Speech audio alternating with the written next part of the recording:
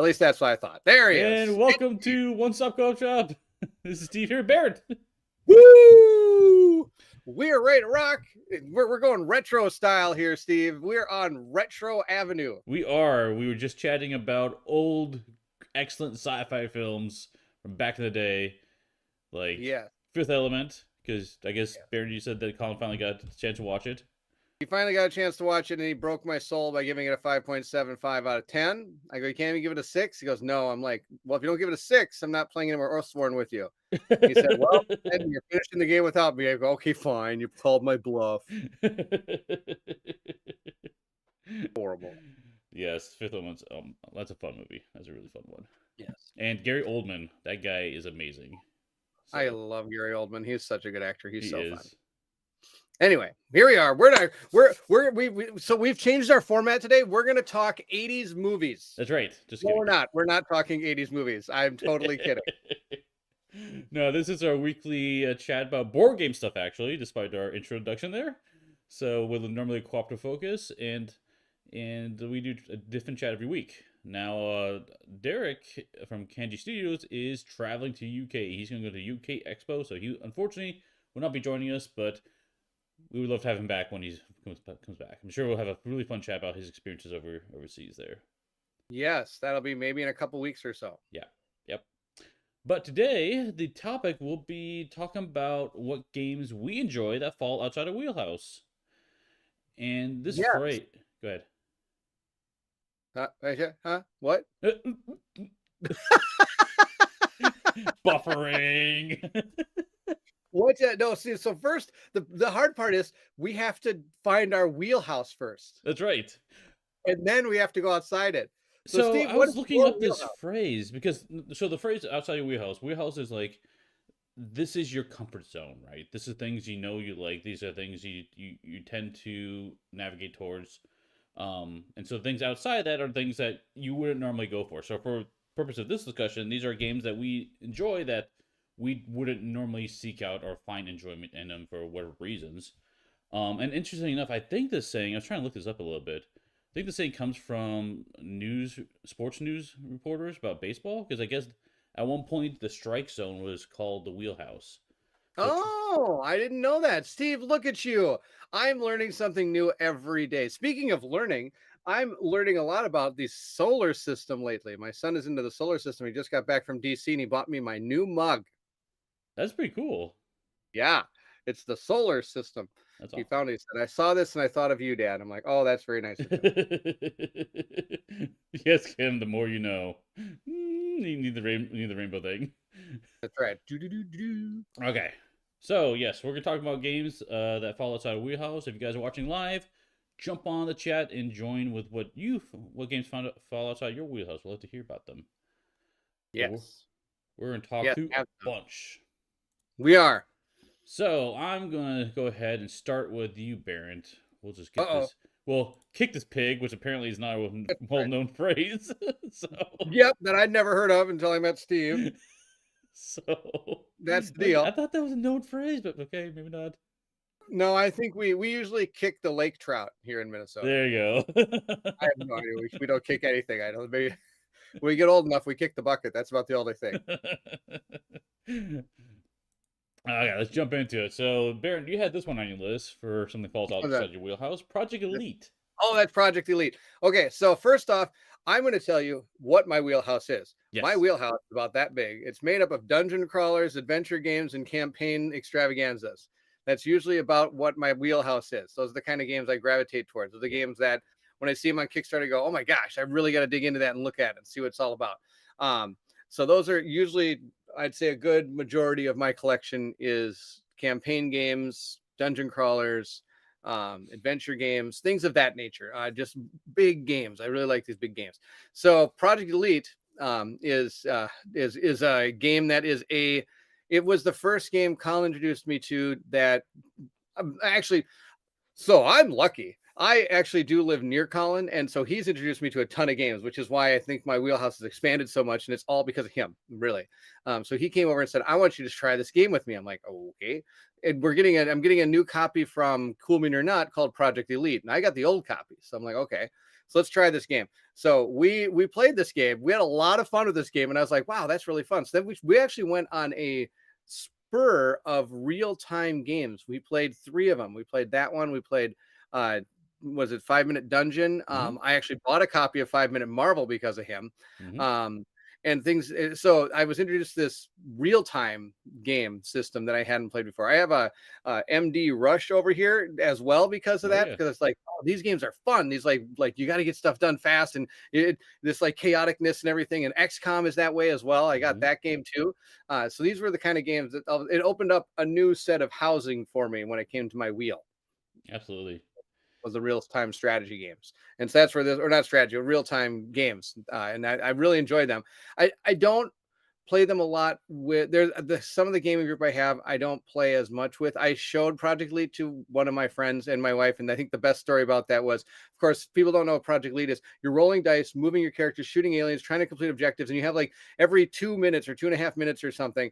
Then you stop and you do like this, get the moving aliens and things like that. And then you start the real time again where you're destroying aliens, moving things, doing all this stuff. But you have to be doing fast and furious. You're doing all this stuff. And then all of a sudden we ended one of our turns. And I'm like, okay, now I got to move the aliens. I look and I'm like, wait a minute. And I go, why are you there? My wife's like, well, I've noticed that none of the, I was safe here. I'm like, you're safe in the bush. You can't be in the bush. You can't actually physically stand in that. Oh, I've been there almost the entire time, just as the aliens are going by. I'm just shooting them. That can definitely happen in real-time games. I remember Escape Curse of the Temple was probably one of the Oh yeah. first real-time games I played. Really fun one. I remember in the rulebook specifically it says, hey, by the way, don't try to cheat even though it can happen because it's real time, right? So Yeah. that's just nature of the Exactly. beast. So Yes, and I think that's one of the things when it comes to real time games. You just have to accept them as a fun experience, enjoy it, yeah, because you're going to make mistakes, and nobody's going to be able to really know what's going on. It's just going to be a lot of fun. absolutely, absolutely. They're really fun. I like that. So this is outside your wheelhouse due to the real-time nature. Correct. It was real time. A lot of these are real time, not campaign, stuff like that. It Cool. wasn't something I normally went towards. But now I have a small collection of real time games. That's awesome. I Yeah. love real-time games. They're really fun. Hi, Stacy. Welcome. See you joined on here as well. Let's see. Okay, let's keep moving. Moving So right along. this one might be surprising to some people. I was trying to figure out where my wheelhouse fell in, and I felt like I've got some good outliers, but it's kind of hard for me to say what my wheelhouse is exactly. Well, some things definitely fall within it, like this, modularity. Normally, a huge fan of that in games, and deck building tend to like a lot, or engine type building things, and then stealth games for sure, or like definitely my wheelhouse. But there's a lot of things I feel like encompass that, but some of them are outliers. So, Stacy's gonna comment here. Watching Colin is tricky because sometimes I don't know if I like the game or just enjoyed his enthusiasm for it. This True, is true true. facts. Oh my True gosh. facts. Yes, you can watch anything with that guy. I think one of our best moments was our was it the we did the one for the hospitals. We're doing the cure for the hospitals, whatever. We're drive for one stop. What is that? The extra life. Nine. Thank you. Oh my gosh. Okay. Woo! It's gonna be one of those days, Steve. We're doing Extra Life and we're playing Project Elite. I don't know if anybody saw our stream of this, but right near the end, like Colin's like cheering me on because all I have to do is run like about 10 spaces. Nope. Nope. Made it 2. I And the remember monster that.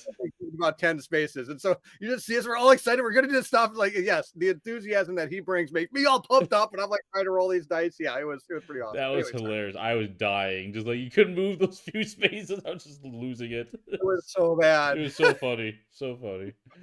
Okay. Hey Carlo, nice to see you here. So and yes, Bairnt, you actually have the enthusiasm as well when I watch your stuff. So Thank I've you. Yes, I sometimes have too much fun, I think. I've seen you make a paint drying video work, so I did. It'll come out someday. Someday. I got it stashed in my back pocket. that's right. Okay, so moving on to Wheelhouse stuff. So despite what people might suspect, I'm gonna list I'm gonna bring up an example here, Conflict of Heroes, but this could qualify as any war game out there. Hmm. I enjoy them, but they don't really fall my wheelhouse. I think people might be confused because I think a lot of people associate me as one of the one-stop guys that likes war games. But they're not in my wheelhouse. I like war themed games because I like stealth, right? Mm-hmm. If there was a fantasy stealth game, cool, love it. If it was like a sci-fi stealth game, cool, love it. If it was a war themed game with stealth, cool, love it. It's not the war theme of it that draws me in. It's just the stealth aspect, right? So it comes down to it. And so, and I also do like themes of it that kind of teach you parts of history, which are kind of fun. But like a war game is something like this, where it is chits on the board, and you have charts to look up and stuff like that. I've enjoyed like this one in particular. It was a fun one to play, but it's not something that I'd really get into very much because looking up charts and stuff like that isn't really. It's very cool in how thematically it works, but the nuances of the units and the battles and stuff like that are lost on me in a lot of cases. Um, there's a lot behind the scenes that I feel like I would enjoy more if I got into it more, which is kind of cool. Now, this is interesting because one of the big games I'm backing this year is Company of Heroes. Yeah. But that one is like that's like the war game that I've been kind of been waiting for. It's much more abstracted and it's more of an economic engine game Oh, than like a troop movement battling game. I would say it still has that in it too, of course. But so yeah, war games I'll say are definitely falls outside my wheelhouse. those Have you fall played one outside of of these, my Bairnt? wheelhouse. I have not played many war games. So I grew up with war games, Oh, but really? I've moved away from. I have played Axis and Allies probably more than any game I own. Maybe Aliens might be the only other game I own that I played more than Axis and Allies. But I play Axis and Allies. I've I think I've played Axis and Allies so many times, and I played it with a friend so many times that we would know the outcome of the game by turn 2 every time. Wow. We wouldn't even finish off. We'd just start up again. We're weird like that. Hey, Jan, welcome. Rangers of Shadow Deep, anyone? I'm not sure what that's a reference of. Don't know Probably this a game. game outside his wheelbox. Maybe. Wheelbox? Is that now the firm? I'm But making it's not a terms up. wheelbox now. It's not a house anymore, so. It's not a house. That's a box. It's No, a I'm in a box. box. Think outside the box. Make it stuff up now, Steve. Speaking of games with probably made up names, let's jump to Quacks of Quedlinburg. So this one I played with Colin. I could have also put Bullet up here as well. These are games again outside my wheel box that I would not have played this game, I don't think, until Colin again invited me over and says, "Hey, you got to try this game." And we played this game. This was super, super fun. If anybody's not played this one, you make a potion, and as you're making potions, it's again, this one I liked, and it was outside my wheelbox. So it's like my kind of a bag builder. I don't normally play bag builder games, and I've never really experienced a bag builder game. Also, it's competitive, which is also a game I don't really normally hit like check it out because it's competitive. It usually is a skip on by kind of game. But this one has been a family favorite, mainly because my kids don't fight amongst themselves when they're doing this because everybody has so much fun just making these potions, I think is the deal. And really experiencing the game. I lose every time I play this game, except for the time I played at Collins. It's the only time I won. I rocked it. Wow. But I lose every other time, all the time. But I mean, the fact that you lose all the time, still have fun with it is telling quite a bit. So I lose to my kids. I know how that goes. Well, but sometimes you kind of wonder because you got the bag and you're shaking it up and you're drawing your things out. You're drawing them out. Oh, right. I would never say that my kids do that, but I feel like there might be a little bit of that going on. I think if my favorite part was when my son actually was drawing a token out and he put it down, and then you're able to draw out 2 tokens, and then you can place them if you want to. And one was white, and one was like a red token. So you put the red one out, you put the white one back in, and we're like. And I noticed, I go, wait, Ridley? He goes, oh, I just stashed that in the corner of the bag, so I know not to draw that one. I'm like, you can't do that. You got to mix the bag every time. I'm like, oh, I've been stashing them over the corner, so I don't pick the white ones. That's how they do it. It was pretty awesome. Very, very good. He figured it out. Anyway, bag building games are out of my wheelbox. And so this was one that brought me into my wheelbox. Bullet was another one that's very similar to this, where it was something I normally wouldn't play. And my wife and I played it quite a bit. We really enjoyed that game. We don't own it, but we do own Quacks. I think we don't own it because again, Bullet my wife had a falling out with it. She has a falling out of games that she can't win. If she can't win after about 5 times playing it, she has a problem with them. Oh, look, here's Bullet. There's Bullet. Guess who was going to talk about that one? This guy. No way. Are you going to talk about yes, that? I was. I like we planned it. Segued into your wheel box. Real quick, before I jump to Bullet here, Sure. Liquider has information on Rangers. It says it's a tabletop minis game where you use your own minis of terrain from the creator Frostgrave. So yeah, that's okay. Yes, actually, I know of games like this. Well, the League of Dungeoneers is kind of like that, where you can use all your own miniatures to do and have your own stuff. Some of those like big sandbox games are like that. There's a lot. There's like sci-fi ones and things of that nature. I know what he's talking about now. Yeah. I normally consider those like miniature games. I think if they're like terrain and rulers and stuff, which are fun for sure. I used to play Warhammer a long time ago. Yeah, Warhammer is another one. Galaxy far, far away. Yes, Ryan. Then I see here. Great minds, exactly. So Bullet, yes. So this one is a game that I've definitely enjoyed, but it falls outside my wheelhouse for sure. And I put it on here because it's pattern matching. Like, oh gosh, Carlo, wheelboxes for gamers who lose their wheelhouse because they picked up ATO all on pledge. Nice, nice, Carlo. $1,000 for. Oh gosh. Bullet, it's all about pattern matching, which is cool. I like that. But it's one of those things that wouldn't normally draw me to a game. Like I remember back in the day being interested in Go. That's like the first pattern matching game, right? We try and build shapes to make indestructible shapes like eyes and stuff like that. It's basically an area control game, very abstract, but that I can never wrap my head around that. I struggled so much with that game, and I think that still transfers over to something like Bullet. Bullet's much easier to understand, in my opinion, than Go, because I always struggle with Go. Like, when's the end of the turn? Like, when at some point you kind of agree that someone's won the game. I always have trouble reading that end board state. That sounds a little abstract, Steve. It is very abstract. It's a very cool game, though, honestly. But yeah, Bullet was kind of like that for me. Something I enjoyed quite a bit. But it's nothing that really resonated with me either. I never picked it up because of the just patterns. Like, cool. A lot of people I know Mike loves this game. He is definitely the champion on one side when it comes to Bullet stuff. Yes. So. He wins. He wins. When he plays. He wins the game. He does. I don't win the game when I play this game. Yeah. Well, you play co-op? Yeah. You still lose. All the time. All the time. Okay. All the time. Unless I'm over at Collins and we play, then somehow we win. Yeah, I like this cool game, but like I said, pattern matching doesn't fall outside my wheelhouse. Let's move on to, since we've been on the war stuff, you've got one that's kind of war themed. Let's talk about this one. Oh yeah? V-Sabotage. V-Sabotage. This one you introduced me to, Steve. When I first started doing co-op chats with Steve long time ago, I think I actually had more hair at the time. Every once in a while we'd also play a game together in the evenings, and he was like, "I'm going to show you this V-Sabotage game." I'm like, "Okay, you can show me V-Sabotage." I think we were also kind of doing a stint where we'd kind of do a game every couple weeks or something on live too. We did a whole thing on Madara and things like that. Yeah. And I think we played. I don't think we filmed this one, but I think we played this one a couple times.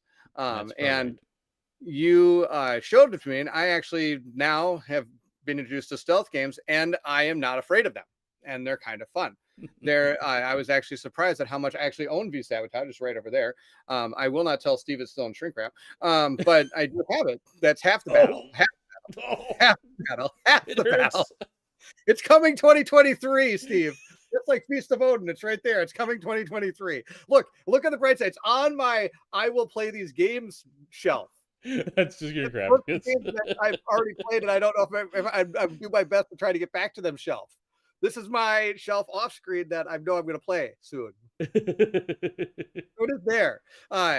And because of that, I actually backed the Assassin's Creed game. 2 reasons: it had a great IP, and again, I wasn't going to do it because it had stealth. But I think I think I was mentioning that during the campaign, and you said, "Oh, we got to play V Sabotage so you can see what stealth games are all about and see what you think about them." I'm like, "Oh, okay." And then because of that, I bought the game. Franz cracked me with a comment. I think you'd have to play a lot more stealth games with Derek before he's not afraid of them. That's true. He is 100%. It's funny, like Derek and I, we have a lot of if we did the Venn diagram of like games that we like, we would have a lot shared in the middle, except for stealth. Like mine is like very heavy stealth. He's very anti-stealth. So yep, that's pretty funny. And I love the way he does that too. He'll be playing it, and if he doesn't like it, he'll be like, okay, and he'll keep on playing a little bit. It's like I don't know how. Okay, so yes, I want to enjoy this game because you're enjoying this game so much, but I would feel really bad if I'm not enjoying myself. Like he's like so awesome how he doesn't want to tell you how it's not in his wheelhouse. You know what I mean? right. He's a funny man. Interesting comment from Jan. This week I took my Marvel United to a friend's. Big boxes are not as good as I thought, so I'm reevaluating storage options to get something more transportable, which is definitely a thing we talk about. I know for Marvel Legendary, that was something that kind of opened my eyes to that as well, because I have a ton of Marvel Legendary. That's just a deck building game, just cards, and that's really heavy. And if you had put all those cards in one box, it would be super heavy and unwieldy. So having like it broken up into small boxes helps a lot. So for sure. Yeah. But I don't know if this helps you, Jan. It's going to make everything really heavy.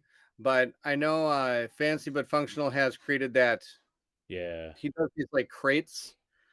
He's done one for Lord of the Rings, Arkham Horror. He does have one for Marvel United with like padded parts for all the different miniatures. I think Colin has it. If you watch one of his Marvel United videos, I think he shows it off a little bit to show you kind of what it's all about. Really cool stuff.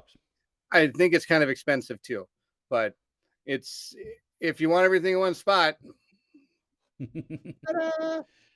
So getting to the stealth one, Morgan Knight has a comment here. I just bought Assassin's Creed at retail.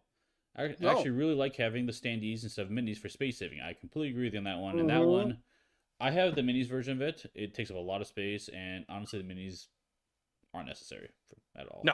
So, no. I started playing it last night, and the stealth takes some getting used to. It does, for sure. Coincidentally, just like a few minutes ago, actually just before the stream started here, I have a preview for the expansion, Assassin's Creed Apocalypse, on our main channel. So you go there to take a look. You want to see what's coming for changes to that system. It is spoiler free, so you can watch it without issues. I also do have a playlist of going through the whole campaign, Assassin's Creed campaign, on this channel as well. So that can help you as well if you're having trouble with Morganite. Or honestly, if you have questions, if you're on our Discord, ping me. I'll help you with any rules questions or any situation you're running into. But yeah, it's a really fun game. I liked it a lot.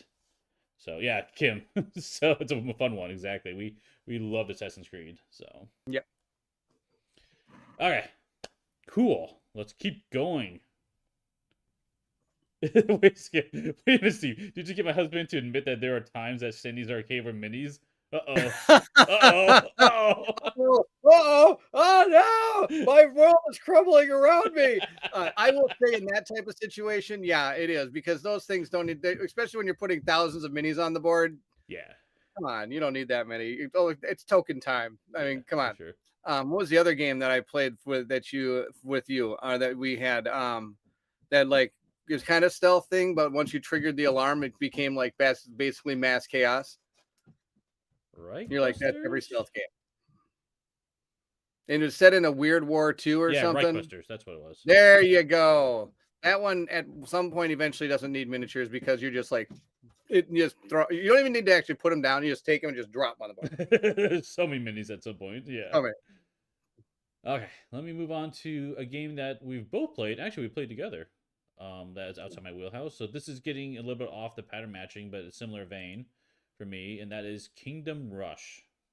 Oh yes, I almost put this on my list. Oh really? Yeah, but I used a different one instead. Yeah, so similar to pattern matching, this is a polynomial game. Polynomial games aren't pros or cons for me. They're just kind of neutral. But I wanted to play this one because it's co-op, and I enjoyed it. But I still don't know if polynomials fall in my wheelhouse at all. So they're just kind of there. So this is the one example I put on there. I had fun playing with you guys though, so it was good times. Yes. I think that's one thing that it's hard to differentiate from is whether the game was amazing sometimes or if playing with the people was amazing. Yeah. For sure. Sometimes that can be a hard thing to figure out. I was going to answer this real quick. So Morgan Knight has a comment. Says the rules book is a bit chaotic. I may need the help. Yeah, honestly, go to if our Discord's free to join, anyone can join it.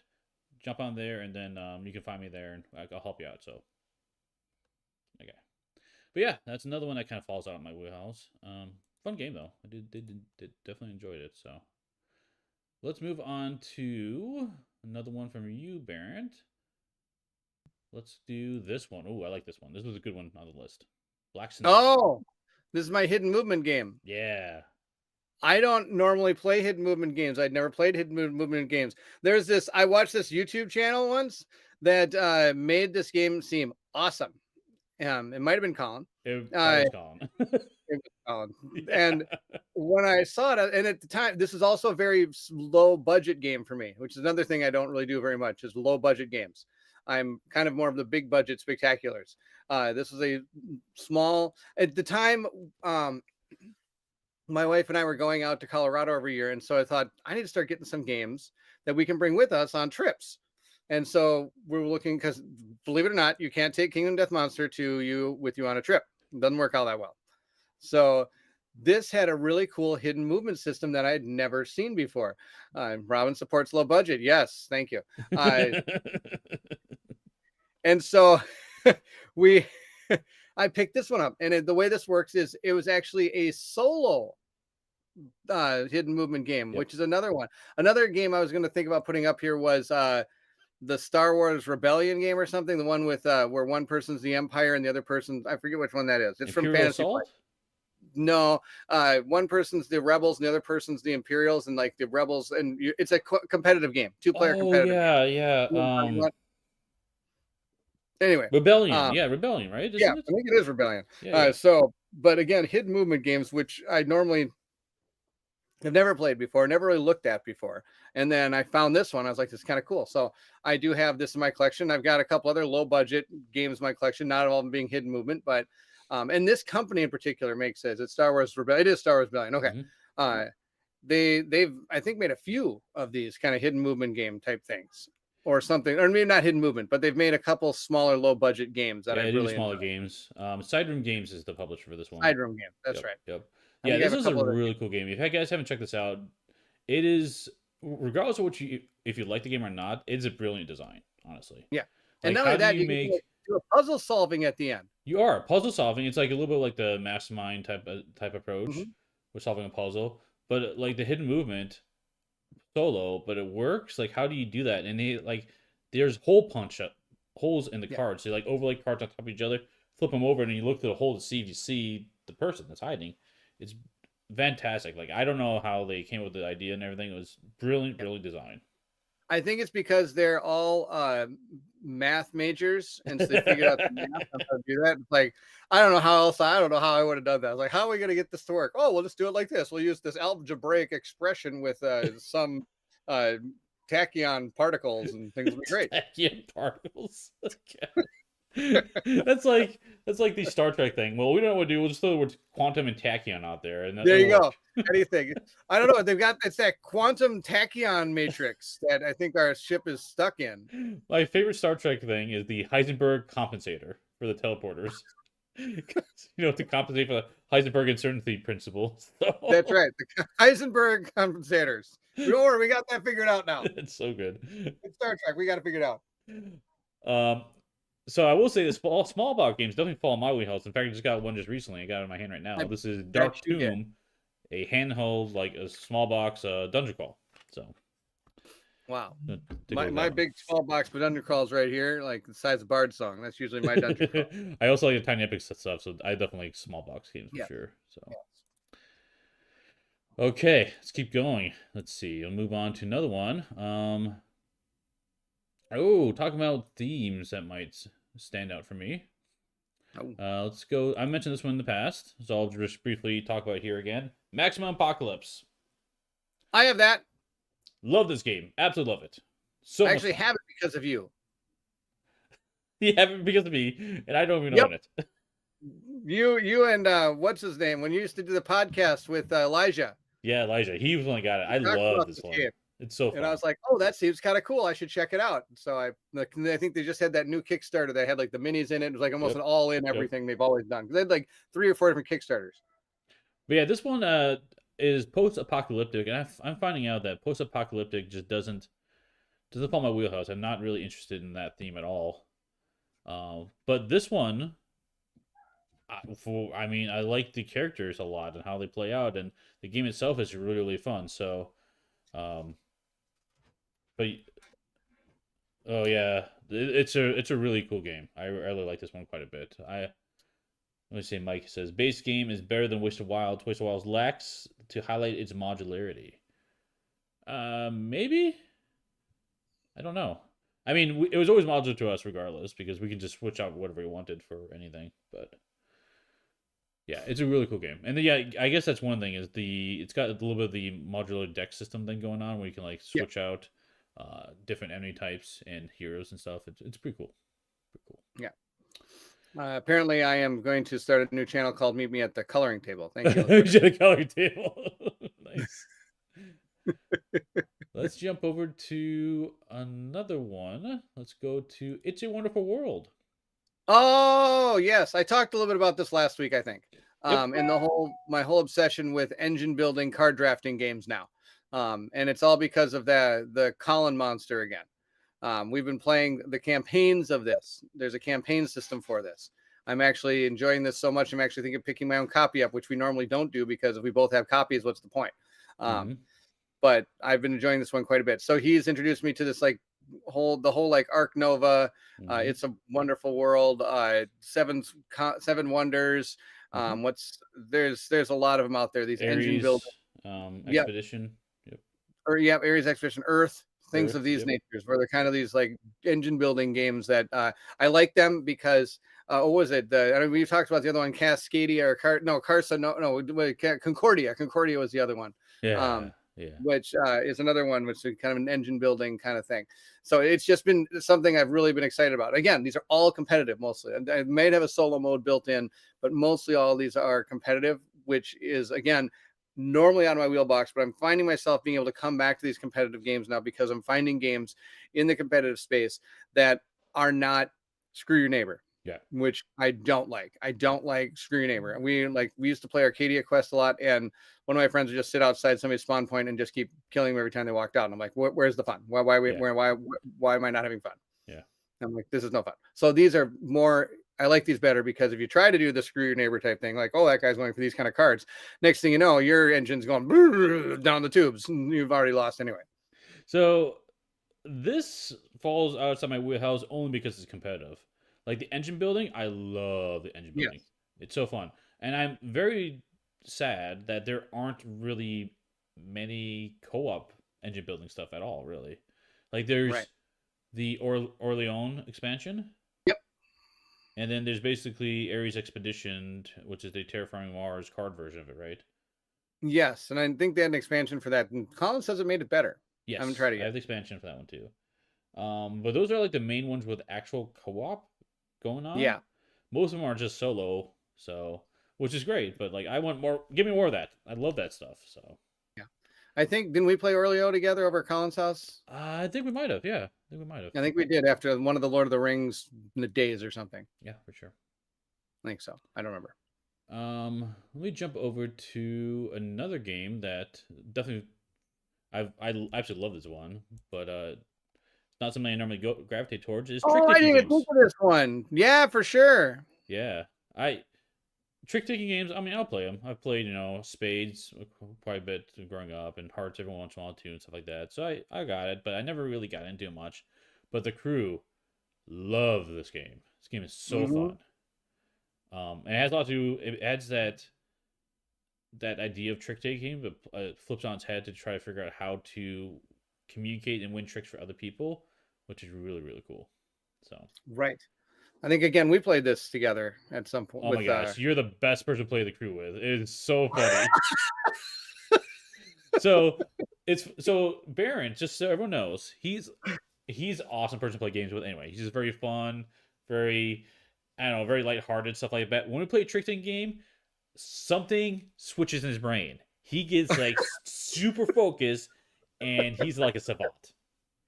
I do. I will admit that. And that probably comes from all the pinochle and hearts and spades and all that I played growing up. It's like, yeah, you're right. As soon as I get cards in my hand, it's like I am just like, all right, I got to figure out how I'm going to make this win. How Yeah, are we gonna get he's so good at it too. It's so fun. Though the clues you gave one time on this game was priceless. Or wait, was this one? No, it was no. I got it mixed up. It was Paint the Roses. Sorry. That was the Paint the Roses one, Yeah. right? I figured out I didn't know what I was doing. Yeah. Oh, but yes, the crew, awesome game. Trick taking, not my wheelhouse, but I really, really love this one. And I would say that I would have put that on my list, but trick taking actually is in my wheelhouse. I actually do enjoy card games. I'm not surprised based upon what I've observed playing crew with you. That's right. There are people who won't play 500 or Pinochle with the two of us anymore. I forgot how competitive we are sometimes. This is true. This is 100% true. Oh my gosh, her friend and her husband will not play this anymore. Like, I would like to.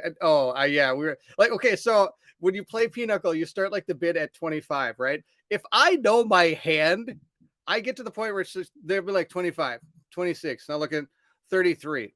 They're like, what about 27? It's like, there's no reason to say those numbers. Those are inconsequential. We're all going to go past those anyway. So I'm at 33. They're like, pass, I guess. I'm like, okay, boom, I got 40. Awesome. Yes. Let's see. We got a couple more to go through here. Let's move on to Planet Unknown.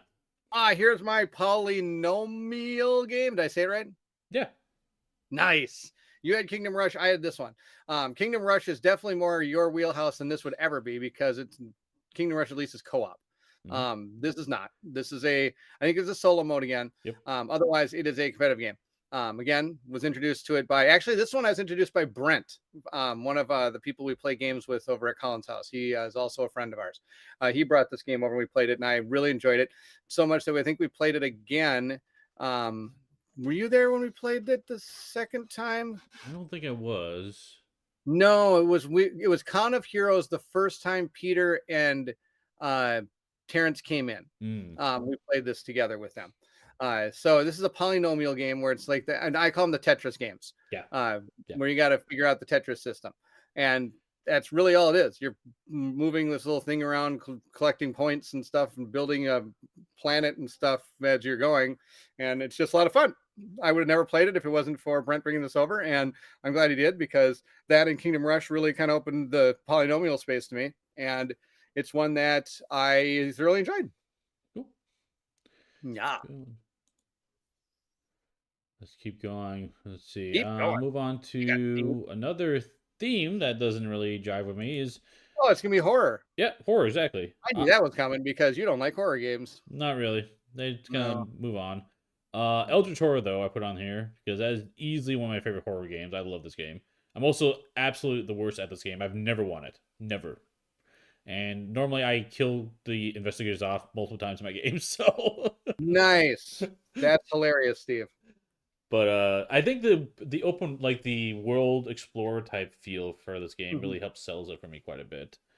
But yeah, I don't know, something about the horror stuff, like, I'll play them, but... Right. I don't care for the gross stuff.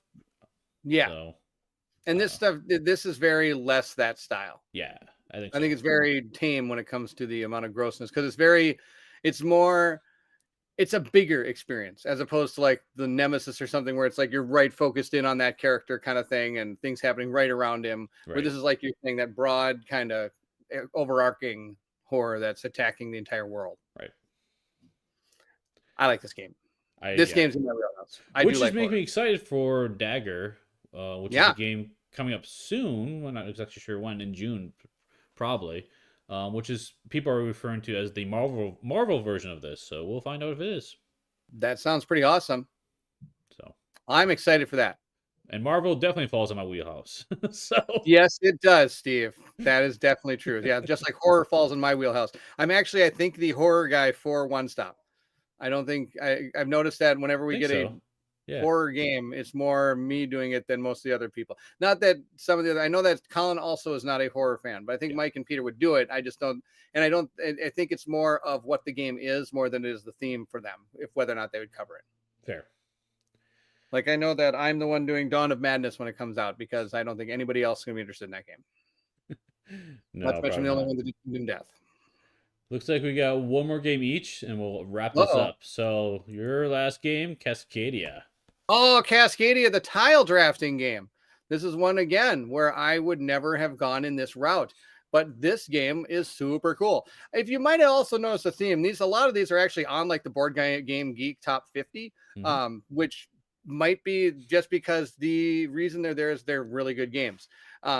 But I also think that a lot of these are the intro version to a person that has games outside this type of wheelbox. Mm-hmm. So if you know what I mean. So for example, like if you were into dungeon crawlers and you wanted to try like a big dungeon crawler or something, those like whatever's in those top 50 are probably ones that would be more appealing to somebody trying to get into that particular house Sure. box. You know what I mean? So this one's a tile drafting game. Really fun. You're creating habitats for animals, which is again really cool theme. I love this theme a lot more than like building a Cthulhu monsters like world or something, which it really could be. It could have been anything, right? Wait. Are you saying the Cthulhu monsters don't have their own habitats? You I don't care think about the they have their habitats? habitats. I have a feeling they have. That's a very dominating space. I'm sure with a lot of pain and agony. So anyway, this one's cool because you're drafting these tiles and you're building habitats, and again scoring points. And again, it's and also could I guess you could also classify this into an engine building type game as well Sure. because you are kind of building a point system as you're going. But again, the cool thing is everybody is driving their own tile system. There isn't like, oh hey, I see Bairnt's building foxes. I better take his fox tiles. Because if you do that, you're really just kind of, it's not going to help you. Um, but I guess you have people do that. So these are the kind of games I've been introducing to a lot of my gaming groups lately when we're coming back to these competitive games because we're all enjoying this and being able to actually talk about things as you're going because you doesn't matter what your strategy is because it's not going to really affect what the person over here is doing because we're all kind of building our own thing. You know what I mean? Sure. So we have a lot of fun. We've had a lot of fun with these. These are good things. These are good things. Good things. Good things. I love how people are building games that are able to help. I mean, there's so many out there now that fit about any type of play style, and also games that help people get in other people's play styles. Like I would at some point really like to play. What's that huge giant game from Fantasy Flight that I think it's on edition 24 now or something? That's like Twilight there's a lot of Imperium? yeah, I've never played that, but I've also heard it takes Yeah. like 32 hours. Um, but I think it'd be kind of fun someday to play that because I'd like to see kind of what that is and Yeah. experience it. You know what I mean? But anyway, I yeah, Twilight Imperium is definitely my wheelhouse. I love Civ games. hmm, I have a couple of them in my collection, but unfortunately they're all competitive, so I would love a co-op Civ game at some point. Um, but yeah. Like Peter said, I think Dagger is more like Elder Sign than Eldritch Horror, a lighter dice oh, game. Okay. I don't really know much about it, but I'm curious about it, so we'll see. interesting. I've got Elder Sign. It's right here. Yeah. I'm touching it. Okay. Final one. So this one's on my list because it's sports themed and it's also competitive, but it supports solo. This This is fishing, is Baseball that what Highlights 2045. It is probably my favorite competitive game. what is it? Baseball Highlights 2045. Oh, okay. I love this game.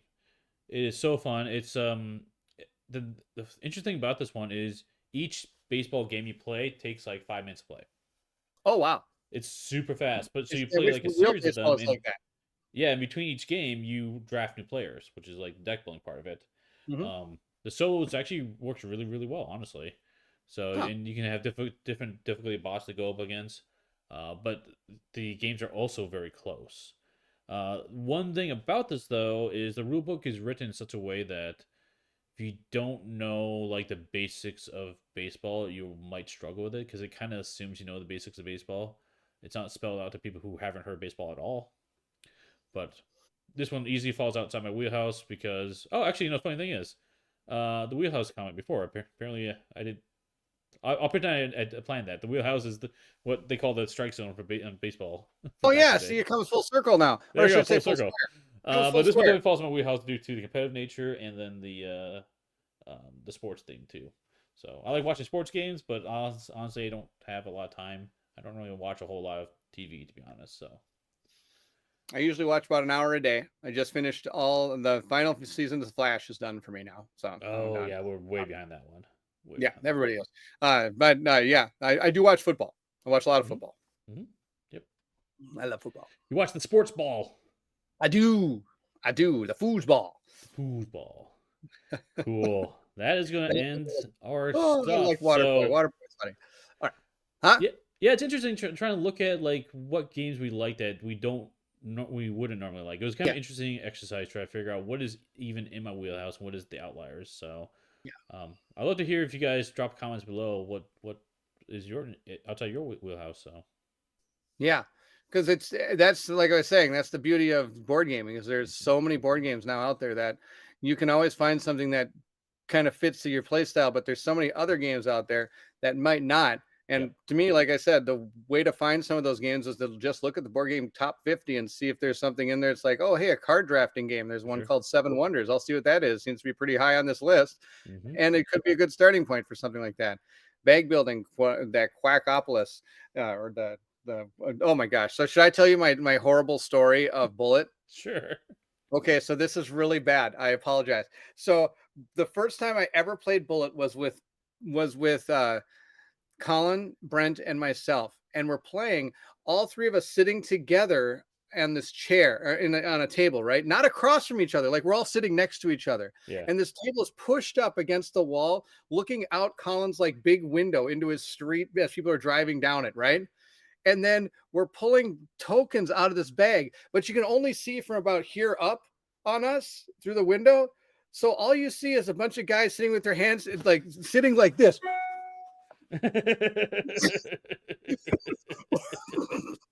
It looked absolutely like the worst thing ever. And also like, oh my gosh, we look terrible. Look, like this in a line. It was the worst thing ever. Oh my gosh. Oh, it's like all those moments that you're doing something else, you realize, oh, this is probably the worst plan ever. Just when we were playing the game, we went over to like this other table and like a normal table. We're sitting there playing it. Oh my gosh, it was absolutely awesome. We will never forget that story. That was something that is unbelievable. Oh my gosh. Yogi Bear, you joined the right time. You didn't miss anything. It's just Bairnt up to his antics.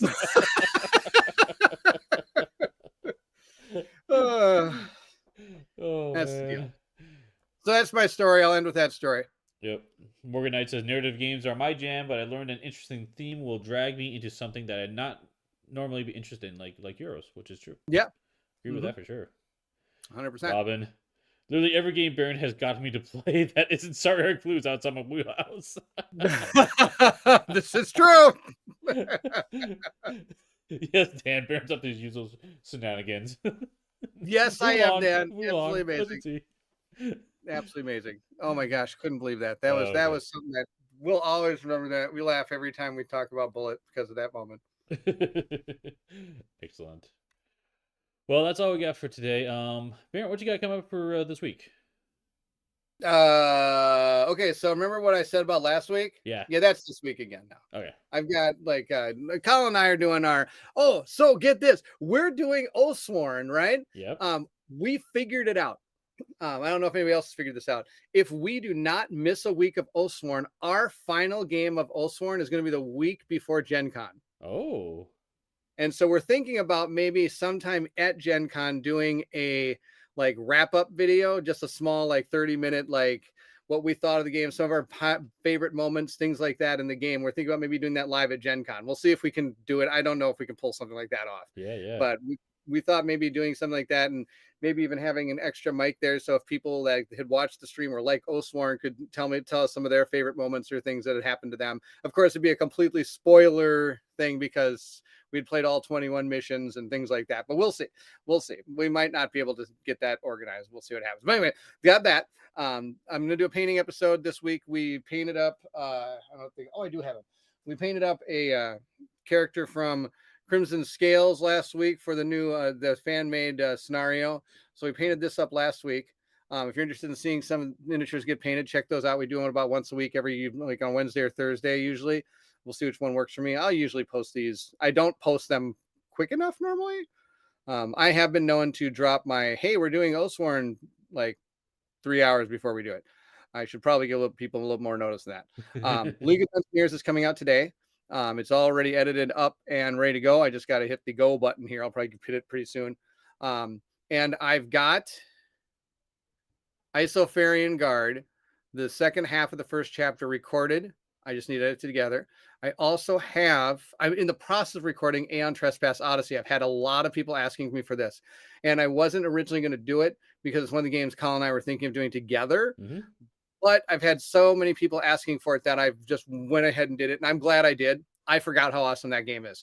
And it's not that I forgot. I just hadn't, you get through the tutorial and you're kind of like, and then you're kind of like, oh, okay, let's just kind of see what happens. Like the tutorial taught me all these things up to the boss fight, the first boss fight and everything. But now it's like, I'm on my own, like wheels off, go for it. And it's like, I've just all of a sudden, now I'm experiencing the game and I'm like, oh my gosh, this is sweetness. So I'm really glad I did it. And so we'll see where this journey takes me.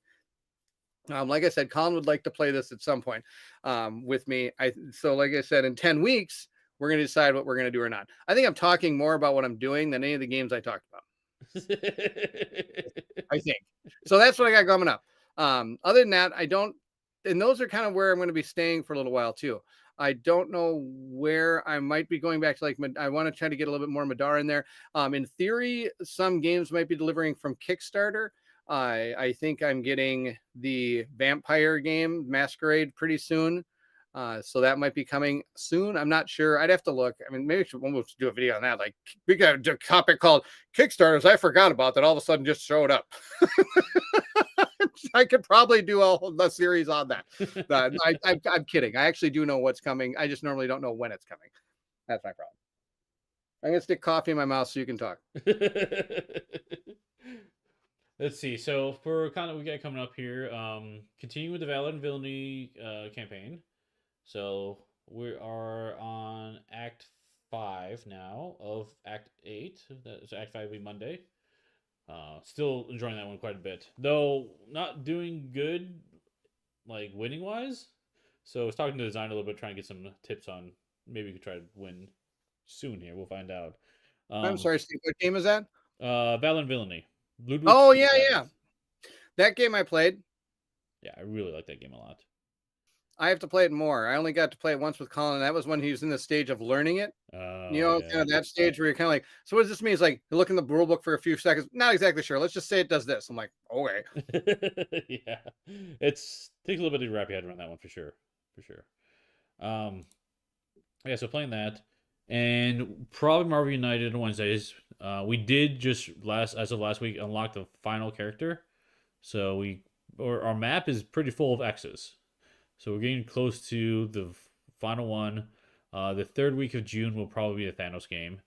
So we'll probably do a little more of that. We might be getting close to taking a break from that until we get to Thanos. We'll see. But regardless, I do have some new games I'll get to the channel. So I'm trying to figure out if it's going to be Deep Rock next. Deep Rock Galactic. I do have Monster Pit that I want to get to the channel as well. And then I think there's another game that's on my list to get. I'll look. But yeah, so I'm trying to get some new content coming on the channel pretty soon here. You got Power Games coming. Power Games, yeah. Power Games. Deep Rock, that's fun. I love Deep Rock. It's so good. It's so good. I could have with that in that Wheelhouse thing too. Games that I would never play. I don't think I ever would have played Deep Rock. Wasn't for you and Colin.